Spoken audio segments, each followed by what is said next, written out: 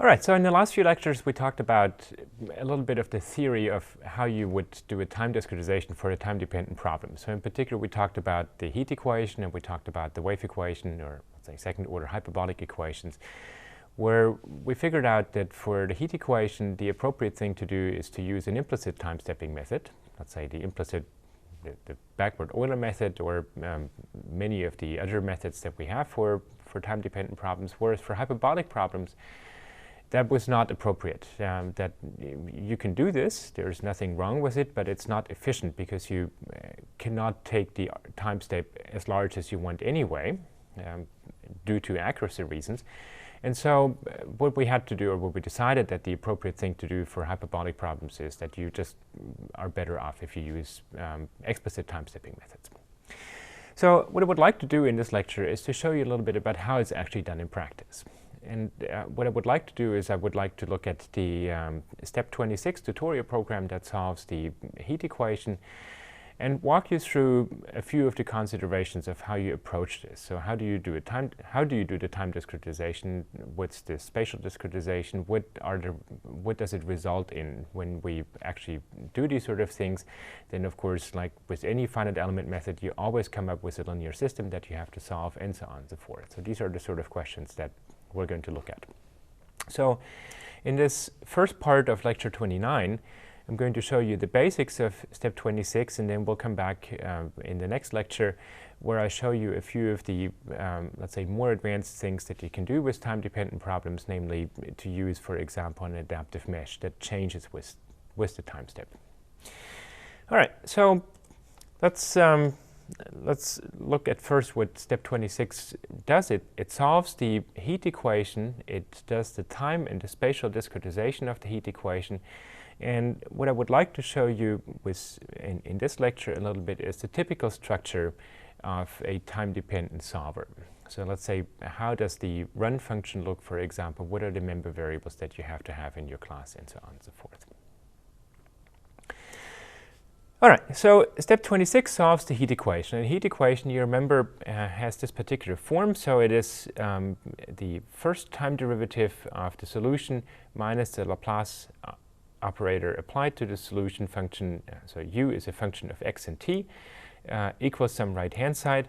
Then it has boundary values, and what I forgot to write down here is that there's also initial values, of course. So for u of x comma 0, it has to equal some prescribed initial values.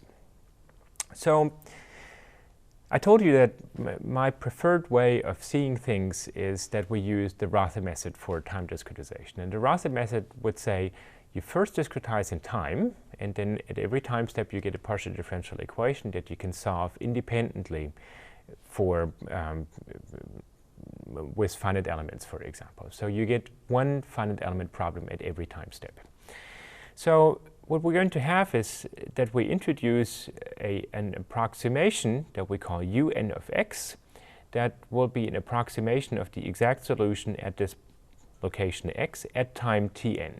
So tn, these are the discrete times at which we want to compute the solution. So t0 would be typically the starting time 0, then t1, t2, until t, let's say capital N, which would be the last time step. So we introduce these variables, and then we need to decide two things. So first, what do we do with this expression, with this time derivative here? How do we express this in terms of un plus 1, un minus 1, un minus 2, and so on and so forth? That would be the second step. The third step would be, well, so we still have this u here. Do we want to use this to do this in an explicit way? So in that case, it would only depend on, or we would replace u by variables un minus 1, un minus 2, for example, that only depend on the previous time steps. Or do we want to use an implicit method, in which case this u would be replaced by something that also depends on the current time step? So the same thing we have to do for the right-hand side, and then the fourth step is that once we have all of this, we will have to come up with a spatial discretization of these problems that we get at every time step. So let's look at the second of these steps. So the first part that we need to do is we need to decide what to do with the time derivative. And the easiest way to deal with the time derivative is that we replace it by just a finite difference quotient in time, namely that we replace, I should have said this, so the time derivative at time tn, for example, would be replaced by un minus 1 divided by kn, and kn is the time step. And this too is not correct. It shouldn't be tn minus 1, but tn minus 1. So the minus 1 should be a subscript here as well. I'll fix this in the slides, and then when you go online and you download the slides from our website, it will be fixed here. So this is the simplest way to replace the time derivative. There are, of course, more complicated ways to do this, but this is what many of the methods that we use for partial differential equations use. So then the second part is, what do we want to do with the u of x and t over here? And there were, of course, many different ways. So the first one would be the implicit Euler, where we simply replace this u by un. Okay, so un, we're in time step n, and we have already replaced the time derivative. We replace this u by un, and then we also evaluate f at time tn over here. Okay, this is what we call the implicit Euler method. We know it's first order accurate in time. This is not a particularly high convergence order. We will want to use better methods in general. The second note that I have is the alternative, of course, would have been to use the explicit Euler method, which replaces this u here not by un, but by un minus 1, and evaluates the right-hand side at time tn minus 1. But we have previously concluded that using explicit time-stepping methods for parabolic problems like the heat equation is not an appropriate way to do it. It leads to a restriction on the time step that is so restrictive that we cannot adequately solve problems without ending up with tens of thousands of time steps. So I'm not going to talk about explicit methods anymore. A second possibility would be that instead of replacing this u by un, that we replace it by the median, or the average between un and un minus 1. So this is a method that is called Crank-Nicolson, and if you want, the Crank-Nicolson is something like the average between the explicit and the implicit Euler method, where instead of choosing either this term or this term, we just take 1/2 of either terms. And we have to do the same thing on the right-hand side as well. So we take 1/2 of the right-hand side evaluated at tn minus 1, plus 1/2 of the right-hand side evaluated at tn. The Crank-Nicolson method is known to be second-order accurate in time, and that's a much more appropriate order of convergence, because typically, let's say you use Q1 elements for the spatial discretization. Then you get something where the accuracy, for example, in the L2 norm, the accuracy will be proportional to h squared for the spatial discretization. And if you use the Crank-Nicolson method, then you will get something that is also proportional to k squared, where k is the time step size. So in a case like this, you get the same convergence order in space and in time, and that's the kind of balance that you're typically looking for.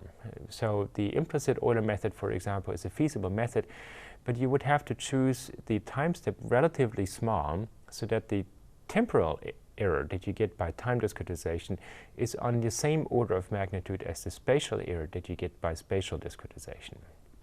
So our goal will be to make sure, for example, that if I reduce the mesh size h by a factor of 2, I know that the spatial error goes down by a factor of 4 in the L2 norm. Then that I would want to replace, for example, the time step also by 1/2 of the time step, so that the temporal error also goes down by a factor of 2.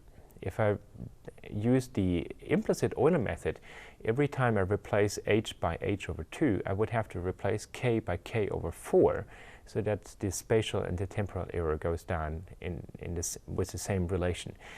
That leads to too many time steps. So balancing spatial and temporal accuracy is typically something that we strive for. And the Crank-Nicolson method is an appropriate way to do this if you use, let's say, Q1 elements. If you use Q2 elements for the spatial discretization, then you probably would want to use a temporal discretization that is also of higher order. So let's say a BDF3 method, for example. So the Crank-Nicolson method, as I say, takes 1/2 of the previous and 1/2 of the current time step. We can generalize this a little bit into something that is called a theta scheme, which uses a factor theta and 1 minus theta in front of these two here. And it's a generalization of both the explicit or implicit Euler method and the Crank-Nicolson method, because if I choose theta equals 0, I get the explicit Euler method, which we know we don't want to use. If I use theta equals 1, I get the implicit Euler method. If I use theta equals 1/2, then we end up with the Crank-Nicolson method. So in practice, in step 26, I'm going to introduce this theta schema. We're going to use theta equals 1/2. But we generalize this a little bit because it makes it easy to play around with it. So you can, for example, relatively easily try out what happens if you use an explicit time-stepping method, or what happens if you use an implicit time-stepping method like the implicit Euler method. And you can explore a little bit what that means for the accuracy. So that's why we introduced this, this generalization. I should also say this, so for some equations, let's say the heat equation may not be the very best example, but for some other equations you have something like an energy that is conserved. And typically what you find for these sort of schemes is that if you use, let's say, the implicit Euler method, that is very diffusive. That means that for the exact equation you conserve the energy, whereas for the implicit Euler discretization in time, you end up with a scheme that loses energy. And that's not a priori a bad thing, because it means, for example, that you smooth out high-frequency oscillations that might otherwise be introduced. But at the same time, of course, it's not physical. Whereas if you use the Crank-Nicolson method, then typically you can show for many equations that it is actually exactly energy conserving. Now, that is physical, but it means that if, for whatever reason, let's say your spatial discretization introduces high-frequency oscillations, then the Crank-Nicolson scheme does not get rid of them. The implicit Euler method would smooth them out. And so what we often do in practice is that we choose a theta that is not equals 1/2, like for the Crank-Nicolson method, but that we choose slightly larger. So let's say 0.51 or something like this, or maybe 0.5 plus something that depends on the time step and the spatial mesh size h, so that as you make k and h smaller and smaller, you get closer and closer to theta equals 1/2. Now, the reason why we do this is that if you choose theta larger than 1/2, you get a little bit of diffusion.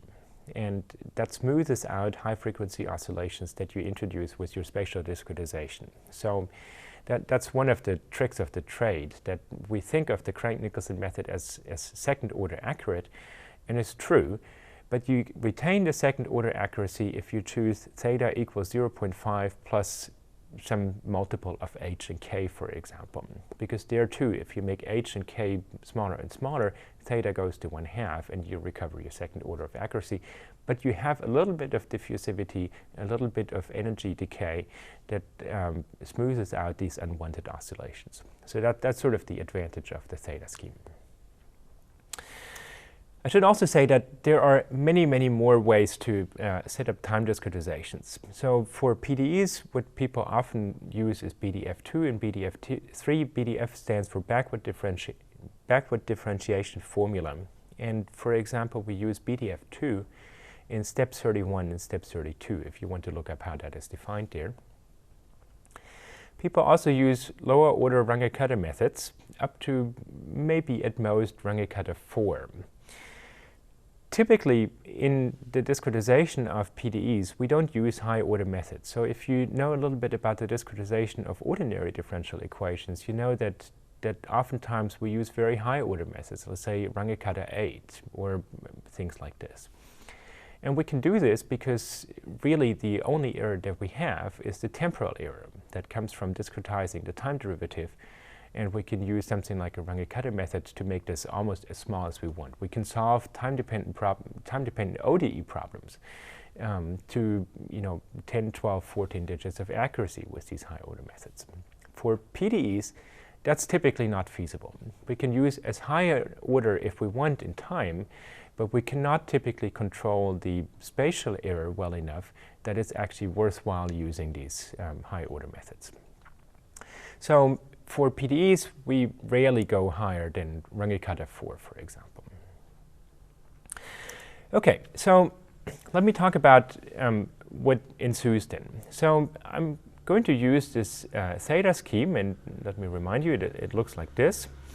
Now, the fourth step of this process would then need to introduce a spatial discretization, and we do this by replacing this un by an approximation unh that is a sum of spatial shape functions times u and j.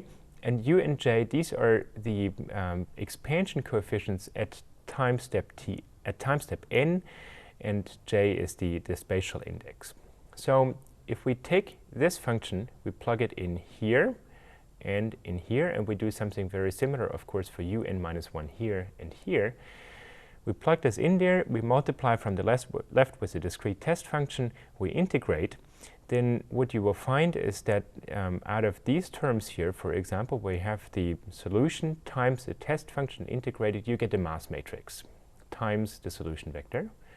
And over here, where you have minus Laplace applied to your solution function, and you integrate after multiplying with the test function, and you integrate by parts, then you get plus the Laplace matrix out of this here. So this is the discrete system that we have to solve at every time step.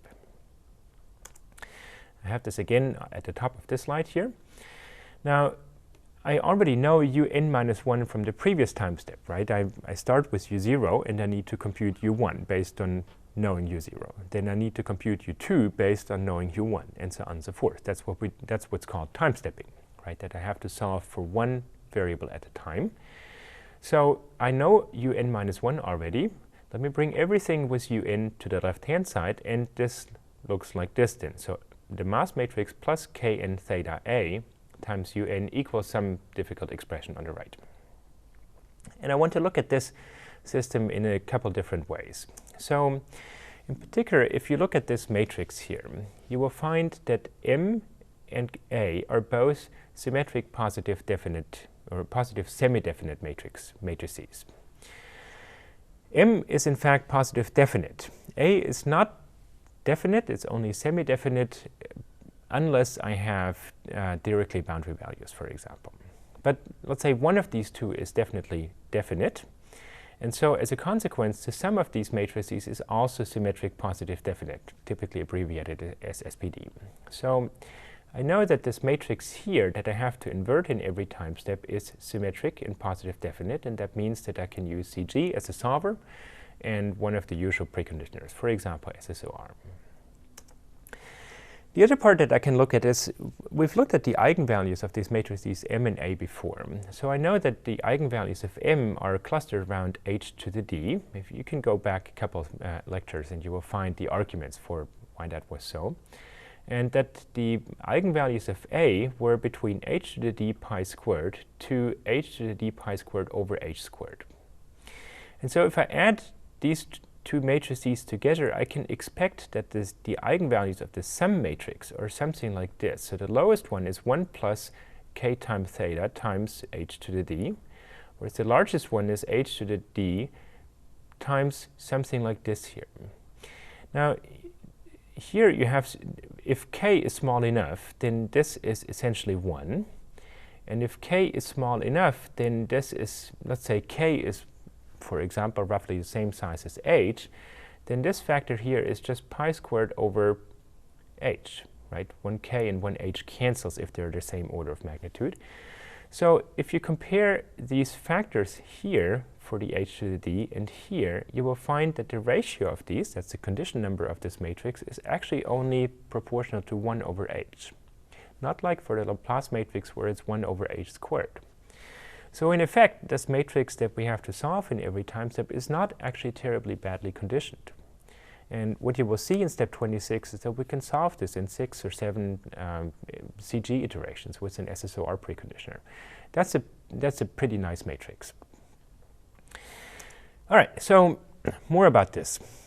If you look at the right-hand side of this system, then this is a rather complicated expression here. And I could write this code, for example, to form this right-hand side in the following way. So I have a variable that I call old solution that corresponds to un-1, and I need to multiply it with a mass matrix. So let's say I define an operator star in deal.II that multiplies matrices in vectors. Then I could do it like this. And then I have this other term here, a times un-1 times these factors. So it will come out to this whole thing. This is not how we actually do it in practice. So when you look at this in let's say, in practical terms, this is not an efficient way to do it. And the reason goes like this. So if a compiler sees expressions from left to right, if the compiler sees mass matrix times old solution, then the result of this expression is a vector. And if we wrote it like this, what would happen is that the compiler would have to allocate a vector where it can put the result of mass matrix times old solution in. So we need to allocate memory for this. And then it sees the next expression here. So it sees time step plus 1 minus theta times the Laplace matrix times old solution. So in the best case, we would think of this as, well, here's a parenthesis, for example, and here's a parenthesis.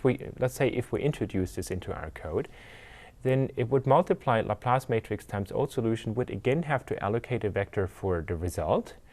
Then it needs to multiply this vector by this 1 minus theta, needs to allocate another vector to put the result of this in there. And then it needs to allocate one more vector to multiply what we have over here on the right times time step. Okay, so we have allocated 3 more vectors just for the second line. And then we need to add the vector from the first line to the vector of the second line into yet another vector that we need to allocate. And you get the idea that we need to allocate a lot of vectors this way until we finally have the whole right-hand side all put together, and then we can finally copy it over into the left-hand side. That's what a compiler would do, for example, if these are just scalar variables, let's say doubles. It allocates temporary variables where it can put the result in and forms the expression on the right-hand side, and only at the very end is it actually assigned to the left-hand side. Now, if you count this here, you come out that for this expression with 9 allocations and deallocations of a vector, and that's an expensive process. So we don't want to do this. People don't write code like this, or let's say people who know what they do don't write code like this, because it means that implicitly a lot of vectors are allocated and deallocated, and it's going to be damn slow. So a better way looks like this. So we have an operation, and this is a little bit like pseudocode. When I multiply this mass matrix with the old solution, I get a vector as a result. And if I immediately assign this to a vector on the left-hand side, then I don't need a temporary vector to put the result in. So this is not how we actually write it. What we're going to do is we're going to call a function of the mass matrix that we call vmult, where I put in a vector on the right, I multiply it, and I immediately put the result into the left-hand side. And then I'm going to do the same thing with a temporary vector for the Laplace matrix. And then I'm going to add to this first vector system right-hand side a multiple of this temporary vector. Okay, I don't need a temporary vector for this. I'm going to do the same thing for the right-hand side, and if you go through this here, what you will find is that the only thing that I need to do is I need one temporary vector here that I call TMP.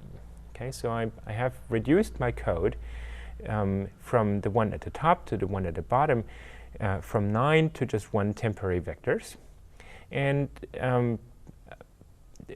the result, of course, is exactly the same. It looks a little bit more messy. It is not quite mathematical notation, but at least I can save myself a lot of computational effort this way. Okay, there's one more thing that I need to talk about before I can actually show you the code.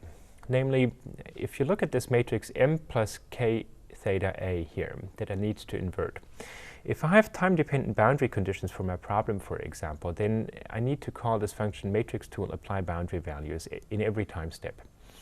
And what it leads to is that if you think about what this function does, it needs matrix entries to modify the right-hand side. And it also modifies the matrix. So if I do this in every time step, I cannot just store this matrix once and for all, because then I modify it, and in the next time step I can no longer use apply boundary values, because it would work not on the matrix that I really wanted to use, but on the modified matrix.